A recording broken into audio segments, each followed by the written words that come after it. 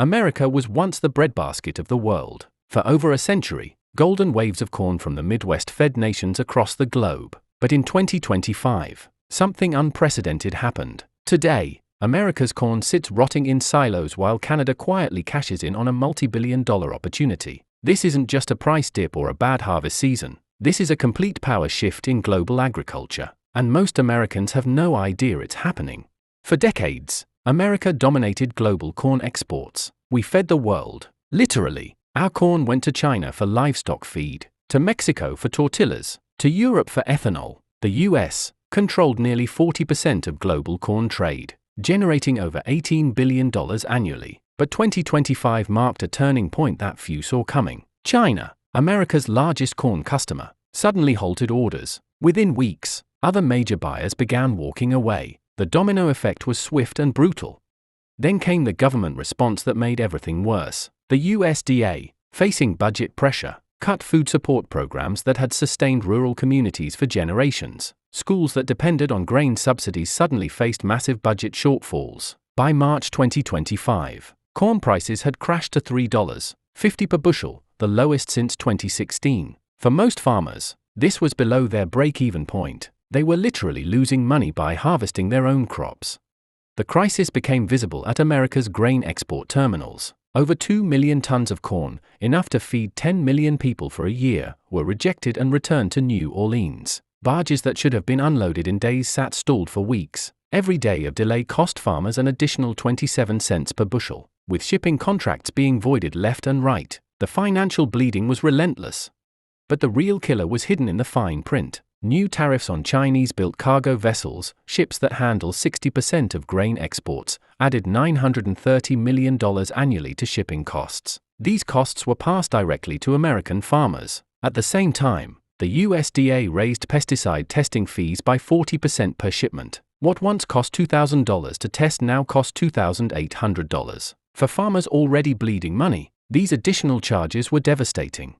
The testing revealed an uncomfortable truth: 92% of American corn was genetically modified, and the world was moving away from GMO products. Countries that had accepted our corn for decades were now demanding clean, traceable, non-GMO alternatives. While farmers waited for buyers who never came, their corn literally rotted in storage. The perfect storm of regulatory delays, quality concerns, and shipping costs had created a crisis unlike anything in modern agricultural history.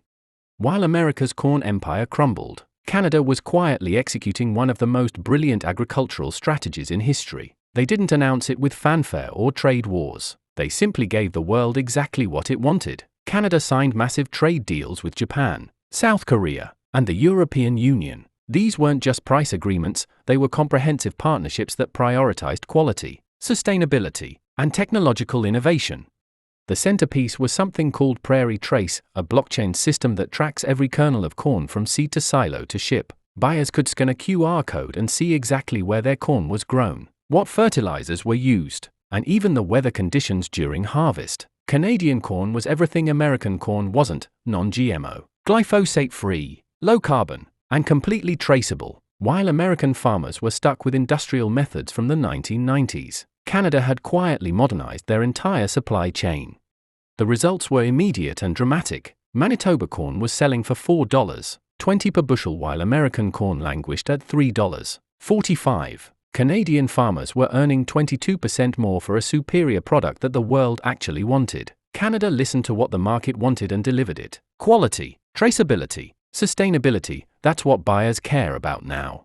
The regulatory landscape was shifting faster than American agriculture could adapt. Mexico, America's second-largest corn customer, banned GMO corn entirely. Overnight, millions of tons of American corn lost their closest market. The European Union's Red II carbon rules were even more devastating. Any corn with a high carbon footprint, which included virtually all American corn, was banned from EU markets. The same corn that had fed Europe for decades was suddenly persona non grata.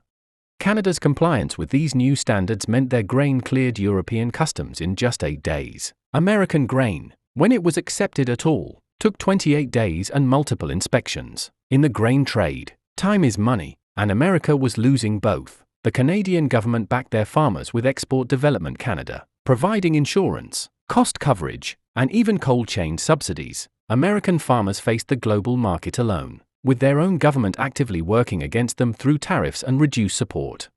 From a buyer's perspective, the choice was obvious: Canadian corn was cleaner, traceable, faster to import, and backed by government guarantees. American corn came with regulatory headaches, quality concerns, and unpredictable delays.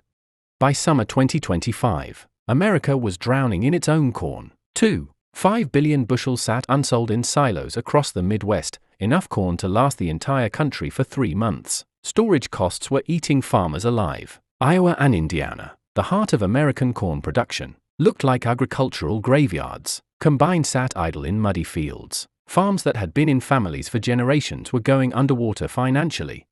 The economic collapse rippled through rural communities. School budgets were slashed by 15%. Food aid applications spiked 50%. Main street businesses shuttered as farmers stopped spending. Even transportation infrastructure was failing. Illinois barges, crucial for moving grain to export terminals, were running short due to reduced demand. This added $20 per ton to shipping costs for the few farmers who could still find buyers. The human cost was heartbreaking. Farmers were listing $500,000 John Deere combines on Craigslist for $200,000, desperate for cash to pay bills. Equipment that should have lasted decades was being sold at fire sale prices. In Nebraska and Minnesota, farmers were cutting irrigation to save money. Agricultural co-ops that had operated for 50 years stopped buying grain entirely. The entire ecosystem of American agriculture was collapsing. The ethanol industry, which consumed 40% of America's corn crop, became the crisis's most visible casualty. The Energy Information Administration reported 25 ethanol plants closed, taking 26 billion gallons of production offline. Night shifts were eliminated. Day shifts were cut in half. Factories that had run 24/7 for decades went silent. The jobs these plants provided were the economic backbone of dozens of small towns.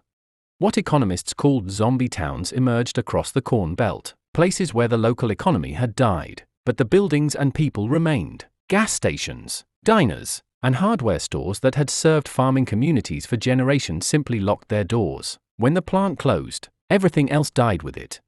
While American agriculture collapsed, Canada was signing the deals that would define the next decade of global grain trade. The Canada-South Korea Organic and Environmental Agreement opened Korea's premium grain market exclusively to Canadian suppliers. The grain farmers of Ontario reported premiums of 22 to 30% over Chicago Board of Trade prices. Canadian corn wasn't just competitive, it was commanding luxury prices for a commodity product. On the Rotterdam Exchange, Canadian corn was listed 18% above spot futures. International buyers were paying premium prices for the certainty that Canadian grain would arrive on time, meet specifications, and clear customs without problems. Vancouver's port was booming as the U.S. Gulf Coast dried up. New grain terminals were being built to handle the increased volume. Canadian Pacific Railway added grain cars to meet demand. The entire Canadian agricultural infrastructure was scaling up rapidly. The Canadian government's Export Development Canada provided comprehensive support that American farmers could only dream of: crop insurance, shipping cost coverage, currency hedging, and even marketing assistance. It was a coordinated national strategy. Perhaps most remarkably, Canadian grain was now being sold in the American Midwest. EDC export incentives and rail advantages made it cheaper for some U.S. food processors to buy Canadian corn than local American corn.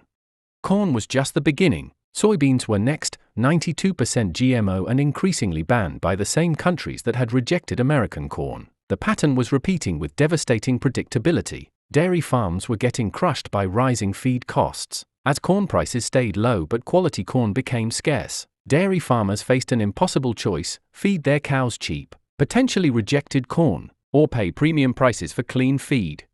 The beef industry was being hit by new carbon taxes on high-carbon feed. Cattle raised on American corn were being taxed at the border by countries implementing carbon adjustment mechanisms. American beef was becoming uncompetitive in global markets. Canada and Australia were positioning themselves as the clean meat suppliers of the future. Their livestock ate verified low-carbon feed, and their meat carried carbon-neutral certifications that American producers couldn't match.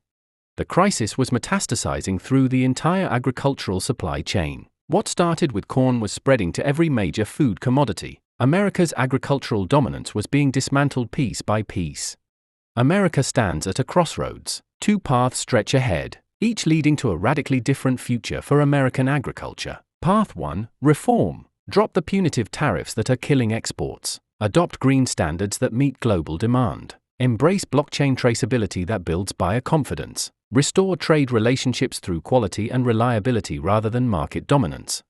Path 2. Resist. Protect the failing industrial system that got us into this mess. Double down on GMO production that the world increasingly rejects. Maintain tariffs that price American farmers out of global markets. Watch as competitors capture the markets America once owned.